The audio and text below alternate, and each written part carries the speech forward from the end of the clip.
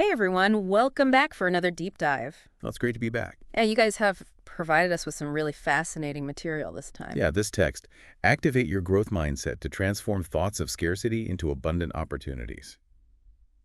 It's really rich with ideas. It is, and that's what we're gonna dig into today. Absolutely. Help you guys extract the absolute gold and really see how it applies to your life. And what's so interesting about this particular piece Mm-hmm. is it really goes deep, right? It doesn't just scratch the surface. It actually gets into like how this scarcity mindset, like this idea of never enough, how that actually rewires your brain for negativity. Oh. And it shows up, it can impact your finances, your relationships, really every area of your life. Okay, so let's unpack that a little bit. So you're Yeah. saying it's not just about like objectively lacking something. It's more about that underlying feeling of lack, even when, circumstances might be good. Yeah, that's exactly it. The text gives a great example. Someone could have, a very healthy bank account, but they still constantly worry about money. Right. So it's not the numbers, it's the feeling that's driving their actions and decisions. Interesting. And that could also show up in relationships, right? Like maybe clinging to a partner Oh, absolutely. out of fear of being alone, even if like the relationship is objectively secure. Yeah, it's that fear of loss, Yeah. that perceived scarcity of love and connection. And ironically, that can actually sabotage the very thing that they're trying to hold on to.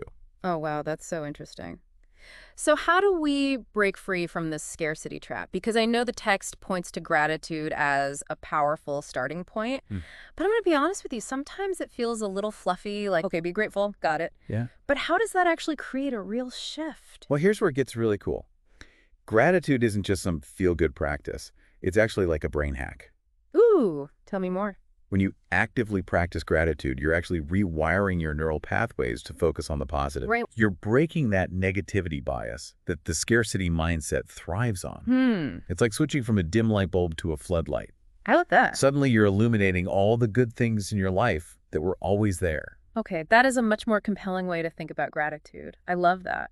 So it's not just about feeling happy, it's about retraining our brains to see abundance. Exactly. And the science backs this up. Mm. The text mentions a study from the Journal of Personality and Social Psychology Okay. that found that practicing gratitude can significantly reduce negative emotions, like envy and regret, Wow. which are often fueled by scarcity thinking. Makes sense. So what are some practical ways that we can start to flex that gratitude muscle? Because, the text mentions keeping a gratitude journal, which I've tried before, but honestly, sometimes it feels a bit forced. Yeah, I get that. The key is to make it personal and meaningful. Instead of just listing things, try to really connect with the feeling of gratitude. Why are you grateful for that warm cup of coffee in the morning? What specific sensory details bring you joy? I like that. It's about savoring the experience, not just checking it off a list. Exactly. And don't underestimate the power of simply expressing gratitude to others. Yeah. A heartfelt thank you can brighten someone's day and boost your own happiness in the process. Absolutely. It's a simple act, but it ripples outwards. It does. Okay, so gratitude, like step one, rewiring our brains for abundance. But the text also talks about the importance of our environment, particularly the people we surround ourselves with. Why is that so crucial? Well, think of it this way. Your mindset is like a garden. Okay. If you're constantly surrounded by negativity, it's like planting weeds in that garden. They'll choke out the flowers of abundance. But if you surround yourself with people who radiate positivity and growth, it's like planting vibrant flowers that nourish and inspire. Right, like that saying, you are the average of the 5 people you spend most time with. Exactly. So if those 5 people are constantly complaining or focusing on lack, it's going to be tough to break free from that mindset. It makes it much more challenging. And the text offers some great advice on how to cultivate a more abundant social ecosystem. Okay. Seeking out mentors who embody the mindset you aspire to, joining communities that promote growth and support. These are all ways to plant those positive influences in your life. So we're actively choosing to be around people who water our garden, so to speak. I love that analogy. But what about those pesky scarcity thoughts that pop up even when we're doing all the right things? We all have them, right? Oh, we all do. It's important to remember that shifting to an abundance mindset is a journey, not a destination. Right. And those scarcity thoughts, they're like speed bumps along the way. The key is to recognize them for what they are. Okay. Just thoughts, not facts. So how do we become better at spotting those thoughts before they take root and kind of sabotage our progress? Well, the text provides this brilliant strategy, becoming a thought detective. Ooh, I like that. It's about paying attention to your inner dialogue, that constant stream of thoughts running through your mind.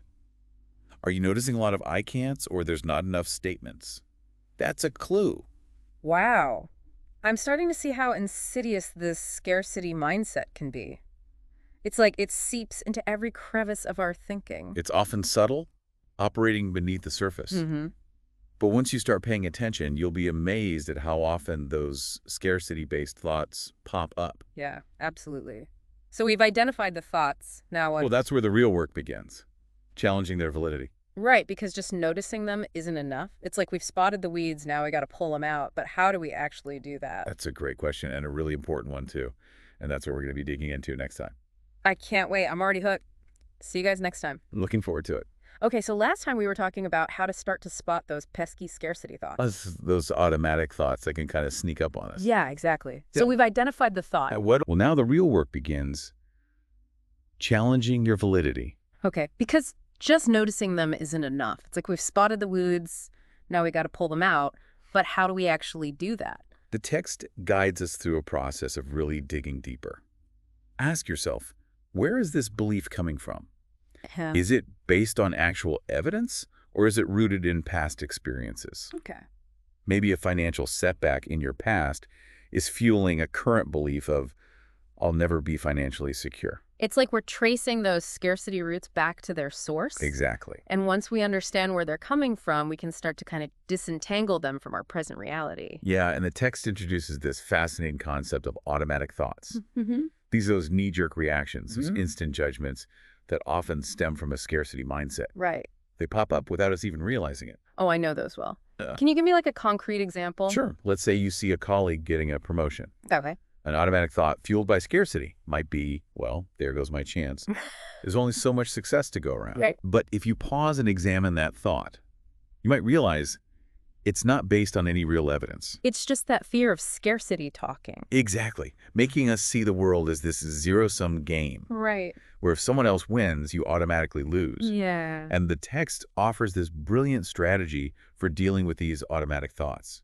It's called reframing. Reframing. So instead of thinking, Yeah. there's not enough for everyone, you could shift to, there's always more abundance flowing into my life. It's like we're replacing those old scarcity tapes with these new empowering affirmations. Exactly. Speaking of which, the text dedicates a whole section to affirmations. I used to think they were a bit cheesy, but this text has really opened my eyes to their potential. Yeah, what's fascinating is that affirmations aren't just wishful thinking. They actually have a neurological basis. Okay, explain that to me. How does like repeating a phrase actually change your brain? Well, imagine a path in a forest. The more you walk that path, the more defined and clear it becomes. Right. Affirmations work similarly. Correct. By repeatedly focusing on these positive statements, you're strengthening those neural pathways in your brain, making them more accessible. So the more I tell myself I am abundant, the more my brain believes it and starts to look for evidence to support that belief. Exactly. It's like you're priming your brain to see the abundance that's already all around you. Okay, I'm starting to get this. Now, the text also highlights a powerful tip. It says to combine your affirmations with visualization. Yes. Tell me more about that. Imagine yourself living in that state of abundance.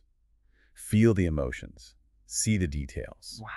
This actually amplifies the impact on your subconscious mind. So it's not just about the words, it's about embodying the feeling. Exactly. Okay, I can see how that would be much more effective. Now, does the text give any specific affirmations? It does. It provides some really powerful affirmations specifically designed to combat scarcity. One that stood out to me was, I release all fears of not having enough and trust that I am always supported. I love that. That's beautiful and so reassuring. It shifts the focus from lack to trust in the universe's abundance. But it's not all about internal work, right? The text also emphasizes the importance of taking action. Absolutely. A shift in mindset needs to be accompanied by a shift in behavior. So it's about setting goals that reflect our abundant mindset and then taking those steps no matter how small to move towards them. Exactly. And the text beautifully connects this idea of action to the concept of a growth mindset as described by Carol Dweck. Oh, yeah. It's about embracing challenges as opportunities for growth rather than seeing them as threats to our limited resources. I love that. Instead of saying, I'm not good at this, we shift to, I'm learning to get better at this. It's a subtle but powerful distinction. It is. And the text suggests setting growth-oriented goals, like learning a new skill, expanding our knowledge, or developing a new talent. This helps us shift our focus from accumulating material possessions to cultivating our inner potential. So it's about realizing that our true abundance lies in our capacity for growth and expansion. Beautifully said. But speaking of limitations, one area where I often feel a sense of scarcity is time. There's never enough. Ah, yes, time scarcity. The text offers a fascinating perspective on this. It suggests that our perception of time is often shaped by, you guessed it, a scarcity mindset. Okay. We start to see time as this limited resource that's constantly slipping away, which leads to anxiety, stress, and, all those time-wasting habits we talked about earlier. Procrastination, distractions, multitasking madness, I know them all too well. But how do we break free from that cycle? The text suggests a surprising antidote, mindfulness. Mindfulness. Okay. Instead of constantly rushing and trying to cram more into our days, mindfulness encourages us to slow down, be present in the moment, and savor each experience. It's like hitting the pause button on that frantic race against the clock. Exactly. But how does that actually help us manage our time more effectively? Well, when we're mindful, we become more aware of our thoughts and actions. Yeah. We notice when we're getting caught up in distractions, when we're procrastinating out of fear, or when we're multitasking to the point of ineffectiveness. So it's about bringing awareness to those automatic scarcity-driven behaviors. Precisely. And once we're aware of them, we can start to make more conscious choices. The text suggests asking yourself questions like, is this really how I want to be spending my time right now? Is this task aligned with my goals and values? It's about reclaiming our time rather than feeling controlled by it. I love that. Now, the text also highlights specific mindfulness techniques that can help us manage our time more effectively. One that stood out to me was the pause before you scroll exercise. Oh, that's a great one. Next time you reach for your phone out of habit, pause for a moment and ask yourself, why am I reaching for my phone right now? Is this a productive use of my time? It's about bringing that mindful awareness to our digital habits, which can be such a huge time drain if we're not careful. Absolutely. So we've talked about gratitude affirmations, growth mindset, mindfulness. Now, the text also brings up another really interesting concept, collaboration. Yeah, that's a big one. Right. And that's what we're going to dive into next time. Can't wait. Join us then. Okay, so last time we were teasing this idea of collaboration. Right. And how it kind of challenges that scarcity mindset. It really does. It's like we're shifting from this me versus them mentality to a we're all in this together approach. Yeah, and the text highlights how that scarcity mindset often leads to isolation and hoarding of resources. Like, we think if I share my knowledge or connections, there will be less for me. Right, and that's a fallacy. It is. It's like that old saying, a candle loses nothing by lighting another candle. Exactly. The text argues that sharing actually amplifies abundance. When we collaborate, we create this synergy. We tap into a collective intelligence and resourcefulness that far surpasses what any individual could achieve alone. And I love how the text frames collaboration as a form of self-worth. Mhm. It's not about diminishing ourselves by sharing. It's about recognizing the value we bring to the table. Right. And allowing that value to multiply through connection. It's about shifting from competition to co-creation. Mhm. And the text gives some fantastic examples of how to put this into practice. It encourages us to identify our strengths and seek out communities or partnerships we can share those strengths. So instead of viewing our knowledge and skills as something to hoard and protect, we can see them as gifts to be shared and multiplied. Yes. I love that. This whole concept of collaboration is really resonating with me. It's like we're flipping the scarcity script on its head. And that's what this entire text is about, isn't it? Yeah. It's about recognizing the abundance that already exists within us and around us, and then aligning our thoughts, beliefs, and actions to tap into that infinite potential. It's been a truly inspiring deep dive. And as we wrap up, I'm curious to hear your biggest takeaway from this text. What's the one nugget of wisdom that you'll be carrying with you? For me, it's the reminder that abundance isn't a destination, it's a journey, a continuous process of growth and expansion. It's about cultivating that garden within ourselves, tending to those seeds of gratitude, possibility, and trust. Beautifully said. And listeners, we encourage you to take these insights and make them your own. Experiment with the strategies we've discussed. Find what resonates with you and watch your own abundance blossom. Remember, you have the power to shift your mindset and create a reality that reflects the abundance you desire. It all starts with that first step, that conscious choice to step out of scarcity and into the boundless realm of possibility. Thank you for joining us on this journey of exploring abundance. We'd love to hear about your experiences and insights. Feel free to connect with us on social media and share your thoughts. And as you continue to cultivate your own abundance mindset, we leave you with this question to ponder. What is one area of your life where you're ready to shift from scarcity to abundance? What seeds of possibility are you ready to plant and nurture? Until next time, keep those abundance vibes flowing.